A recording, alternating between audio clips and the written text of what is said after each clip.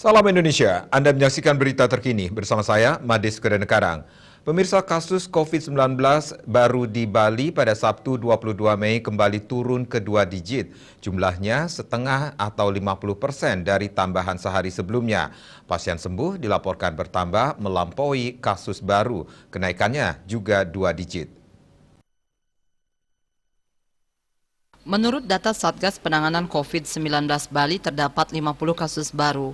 Kumulatif kasus yang ditangani Bali mencapai 46.788 orang. Sedangkan pasien meninggal pada hari ini naik 4 kali lipat dibandingkan sehari sebelumnya. Kumulatif pasien meninggal dunia akibat COVID-19 mencapai 1.472 orang atau 3,15%. Rinciannya 1.466 WNI dan 6 WNA. Pasien sembuh bertambah mencapai 86 orang, sehingga total pasien sembuh saat ini sebanyak 44.539 orang atau 95,19%. Jumlah kasus aktif yang masih dirawat maupun menjalani karantina berjumlah 777 orang atau 1,66%. Mereka dirawat di 17 rumah sakit dan dikarantina di Bapelkesmas, UPT Nyitdah, Wisma Bima, dan BPK Pering. Dia Dewi, Bali Pos melaporkan.